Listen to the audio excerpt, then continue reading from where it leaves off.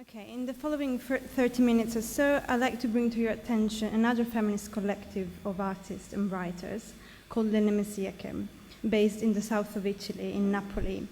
I will also allude briefly to the experiment of reenactment of the Nemesiache's practice, which a group of UK artists and myself conducted in May 2015 in Napoli. Some time ago, I started working on a book entitled Napoli in the Mapped Practice of the Nemesiache, a feminist gazetteer, an ever-growing exploration into the collective and the frame of action, the city of Napoli. The structure behind the book relates specific areas within and surrounding Napoli to the idiosyncrasies of the Nemesiache's political and artistic work. The recent action to revive the feminist stance unfolded one more potential connection, an intimate embodied knowledge which is situated between times and nations. Describing her intervention in the group's archive, the artist Callum Hill felt a difficulty to emotionally access her experience and summarize it. When I asked her to put into words her impression post-moment in Napoli, she replied saying that the reproduction of the collect displays no white and the city of Napoli itself have been momentous in her development as an artist and a woman. Referring to Nemesiache, she added the following: despite the differing in language, culture, and age, our emotional understanding of one another was bizarrely in sync. I'm now gonna start by showing you some images of the group. It's the images from the archive, and there is also a short video, 1.5 minutes, and it's an edited version of a longer feature, a film entitled Dido is Not Dead by the Collective from 1987. So I'll be silent and I'll play the images, so I'll let the archive speak and also give you a sense of what materials are in the archive. And then I'll carry on by introducing the collective and their work on the archive and also their reenactment in Naples.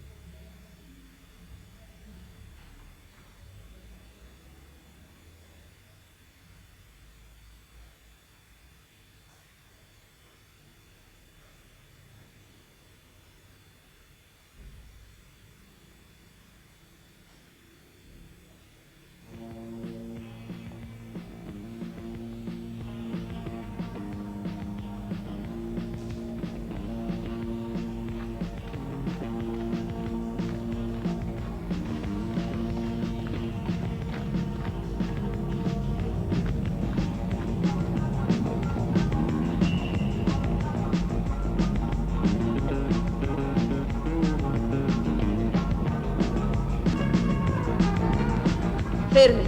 La dea Astarte non vuole. La dea Astarte non vuole il vostro sacrificio. Venite con noi attraverso i mari. Fonderemo la città nuova dove la prostituzione sacra non esisterà più.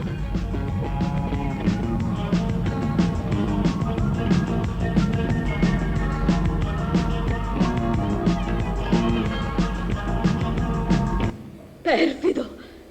E tu speravi di nascondermi tanto male e di partire in segreto dalla mia terra. Malvagio, malvagio! E questo sarebbe l'uomo che porta con sé i penati della patria? Okay, that was the archive, or a bit of the archive. It's no inheritance, no good luck charm, to stand against the hurricanes battering the spiderweb of memory, but a story only survives in ashes, nothing persists except extinguished things. These lines from the 1954 poem Little Testament by the Italian Eugenio Montale mirror distinctly the desolate territory I found myself in 2 years ago, while unearthing what is left today of the practice of the Nemesiache. When I first started mulling over the meanings of the group, their story lacked substance. It was hugely deficient of approved facts and reassuring mainstream theories. In the 70s and 80s, their dubious and different feminist concerns provoked anxious responses. What I was confronted with 2 years ago was something difficult, demanding, and fading away. What intrigued me since the beginning was the shadowy quality of everything that was related to Le Nemesiache. Most of the documents in the archive in Napoli were endowed with yellowish shadings, pages hardly ever touched and preserved in drawers and folders, surrendering to the damaging action of paper acids and the passage of time. It is as if the conceptual and physical production of Le Nemesiache were made of fragile materials, and my action could provide them with new conservation strategies. But why bother? Why does the cobwebs of a subject that has been neglected, perhaps irreversibly, by historians and dominant discourse? Le Nemesiache's strange name is mentioned only in a few sources, in which their activity is alluded to without being described. Among these, less than 5 are written in English. Yet the answers I sought, the motivation behind my research, is captured in Eugenio Montale's verses. Against the inevitable process of forgetting, a subject that avoids categories and hierarchies has nothing to oppose. Le Nemesiache practice allows for the incongruous with what is different and denies easy accessibility, with a story that can't be labeled or fully comprehended and thus survives only in ashes.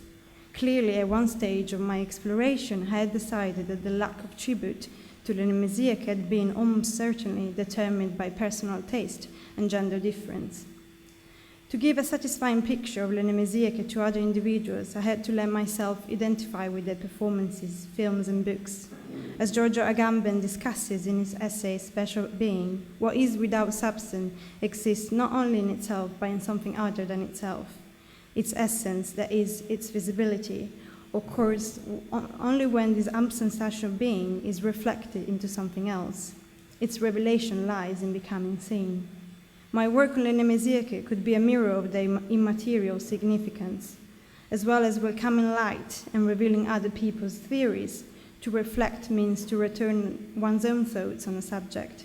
My reflection set out to throw back Le Nemesiache's body of thought into reality, whilst living through those ideas and casting my own considerations and myself over it.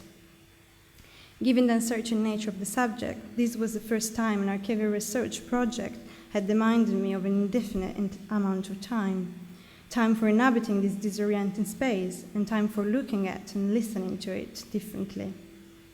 When I arrived in Naples in September 2013, I realized that the past wouldn't keep silent easily.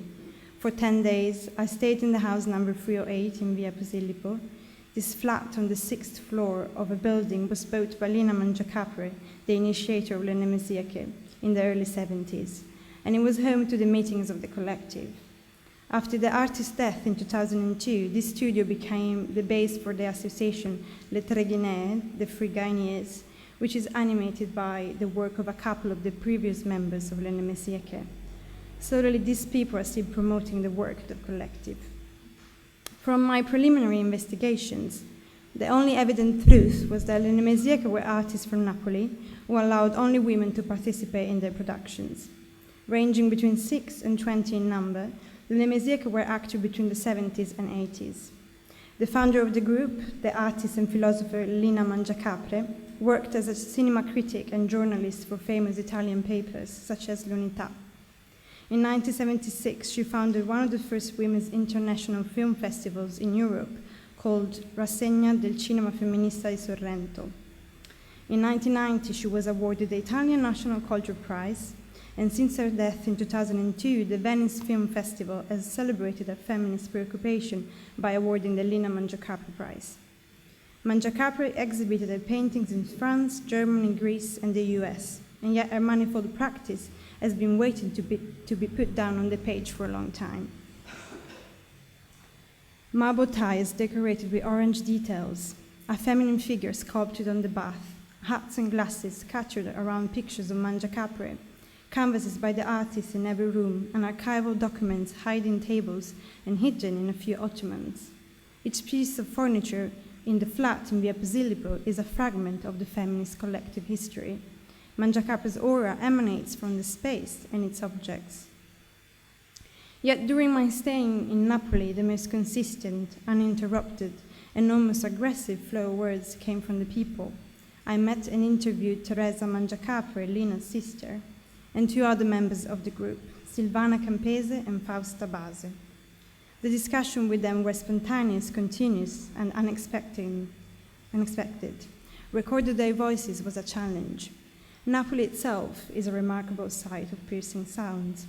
In the book Invisible Cities, Italo Calvino elegantly describes how the city doesn't tell you about its past, but contains it like the lines of a hand. History is written in the gratings of the windows, in the loud corners of the narrow lanes of Napoli. The city becomes the silhouette of a personal past. Its structure outlines its present and future antiquity. The placelessness of Le Nemesiache's activity in contemporary theory and society was then to be deconstructed through the solidity of the city's architecture and history. Considering my research in retrospect, not only was I baking up the geographer Doreen Massey's notion of the spatial and the social as inextricably intertwined and mutually constitute, I was also timidly but persistently advocating a method that would associate renovating memory with locus and location, vaguely borrowing from the ancient notion of the memory theatre, for which one would navigate in one's own memory as if in a building or a geographical location. The topography of Napoli could prompt new knowledge and aid its recollection. In the 70s, Italian women were largely seen in relation to maternity, and the family was still considered to be the only source of women's satisfaction.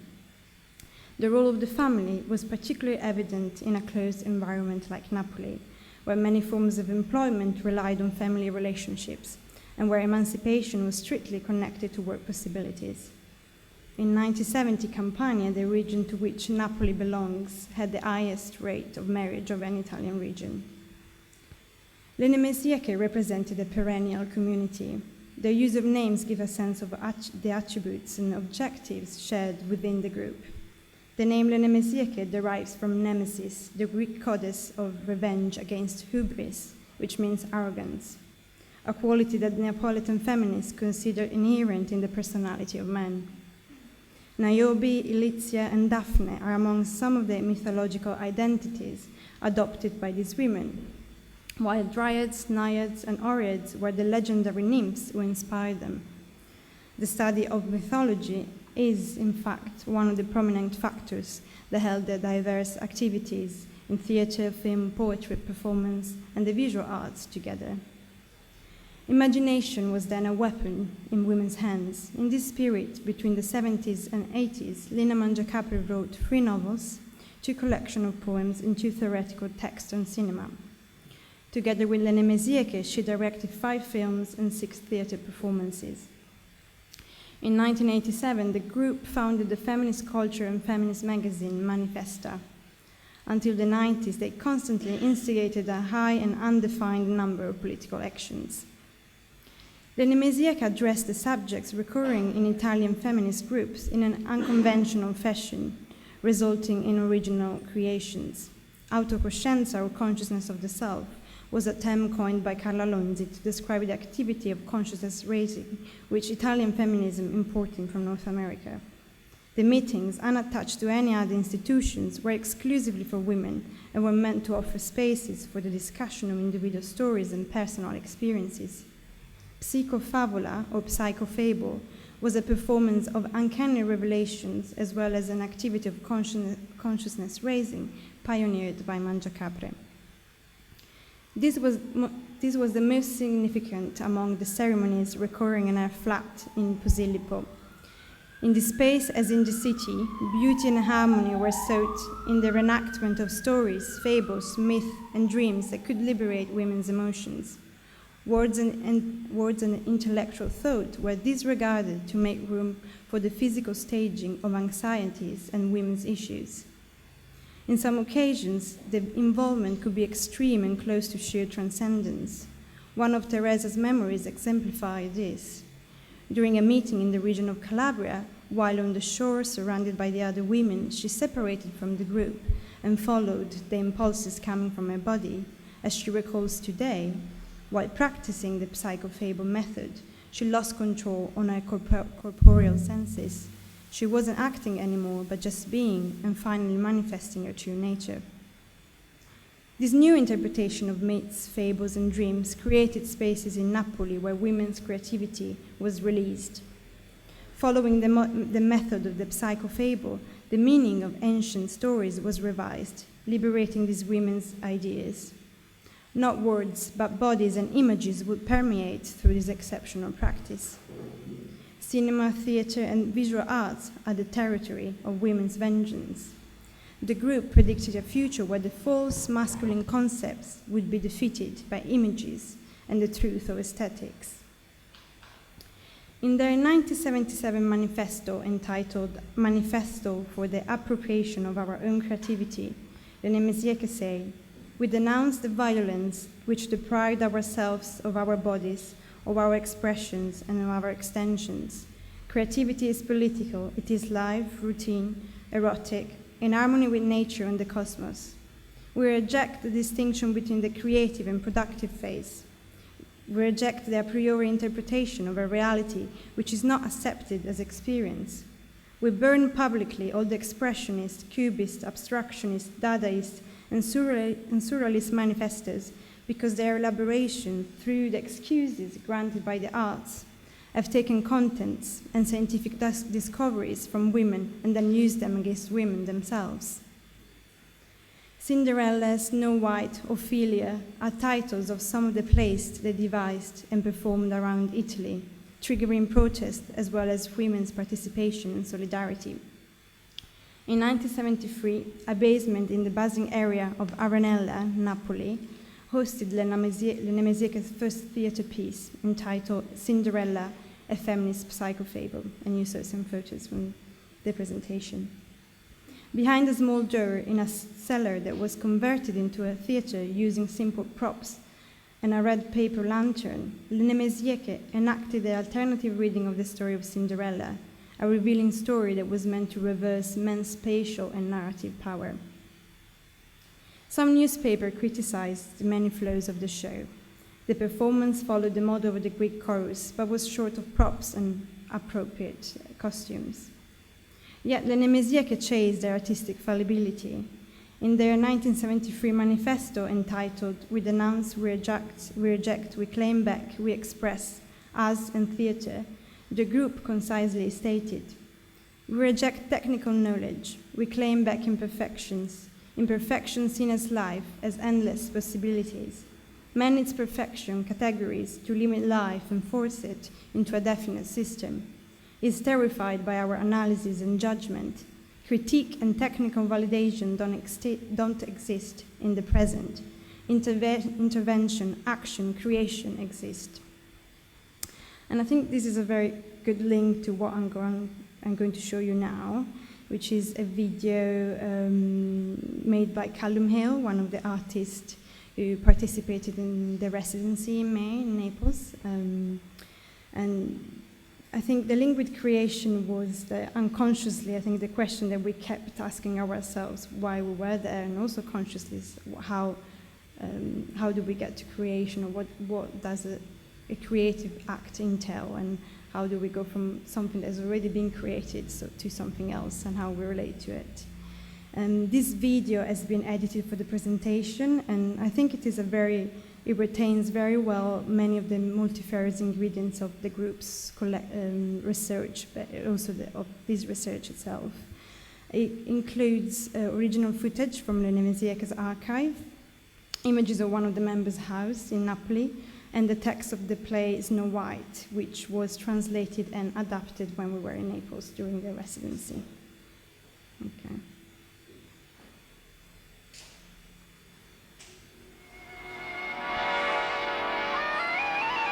And you, if you come closer, you'll see immense palaces, soil that is tough and precious coloured stones.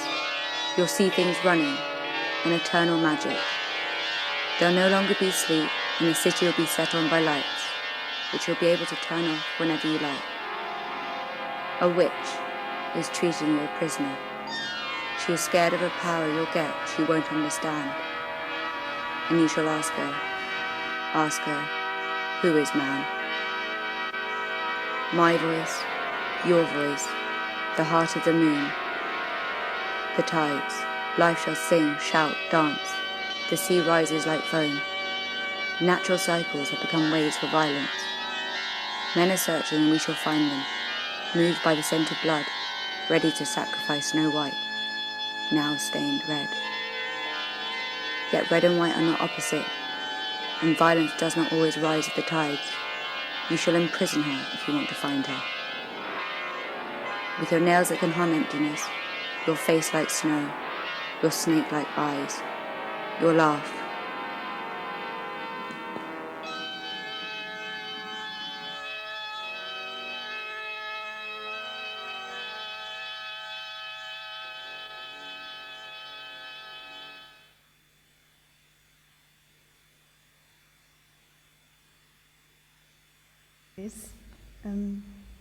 Abundance, oceans, energies from the stars, energies from the planets and boiling water showed me how I've nourished my brain only, forgetting my body. Yet my instructions are to be found in my blood, in my cells. Schools and laws are not enough for women, their everyday has to be magic. Lina Mangiacapri voiced the need of a new sensuous language and the possibility of an emancipatory use of the body. She declared that women are able to express through the body the abstract word, to make visible what is invisible, to bring forth, to give birth. This is the most difficult and active task in a society that has utterly destroyed its sensibility and sensitivity. Lina was the person who brought back mythology and whose whole life was a work of art. Teresa has repeated this sentence in many of our exchanges. In her philosophical studies, Lina Mangiacapri investigated the nature of conceptual thinking and consequently departed from it, qualifying the Aristotelian term ethics as masculine and oppressive. For Mangiacapri, ethics and abstract ideas refer to norms and rules set by men to regulate women's behavior and control the space. The logos, the principle of judgment and reason as defined by Jungian psychology, was adopted by male authorities to restrict women's freedom of thought and act. Aristotle's definition of the human reasoning process through terms and preposition, and therefore through concepts and ideas which are hidden behind words, was seen as a misogynist contribution to culture. Mangiacapri considered this the cause of gender difference and women's weakness. In her terms from 1994, logic is a rift in thought.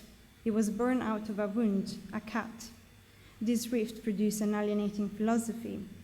Gender difference was established by men after the invention of concepts when they killed the Amazons. Okay. Reenacting her thought was a further chance for an intimate reading, accessing, and assessing of the substance of Nemesiache's work. Living through their practice introduced another component in what the scholar Maria Tambacus brilliantly articulated as the material and discursive entanglements or interaction happening between the research object, the research context, and the researcher. A bodily miming and a critical wearing of the theories on our different bodies became an unexpected necessity. My exterior intervention to understand the meanings of the collective's practice was juxtaposed with an interior tracing to achieve a more penetrating translation of their nature into this separate space-time. This herstory was a backward movement conjuring up future visions. Over the 3 weeks in Napoli, facts and stories spoke another language with uncomfortable misunderstandings. the artists Callum Hill, Helena Rice, and Stephanie Bickford-Smith collaborated on an adaptation of the collector's 1984 performance, Snow White. The photographer Mitch Karukaratne, whose photos you've just seen, visited Napoli through Nemesiache's lens, evoking images of their geographical influence today. Some of the overwhelming ideas engendered during the restaging need a longer settling time. In Napoli, we didn't identify closely with Nemesiache's work. Rather, ours was a sheer immersion into the challenges which this peculiar women's creativity faced. While traversing their body of work, we lost our singular orientations to become part of a collective ourselves, working chorally, chasing not the perfect final product, but the moment of intra-existence, the cohesive act of creation. And now I want to quote Helena Rice, one other artist who participated in Snow White, and she summarized her experience in Napoli like this. Going to Naples to work on Lina Mangiacapo's archive was extraordinary. Living with a member of the Nemesiache was, in a way, the most formative element of the trip. Over coffee in the morning or wine after rehearsals, we would hear about what it was to make the work in the 70s and 80s, the life-changing events that went into the work, the bond that held the group together. As a group of women who had never worked together prior to the residency, this gave us some access to that bond and the creative freedom and expression that was their currency. The philosopher Mircea Eliade talked of rituals and celebration as heightened intensity, as aspect of a cyclical time eternally reversible. This prompts me to ask the following question. In the contemporary neutral and infinite time, can our community still identify a shared repetition? How can we initiate something mythical? Thank you.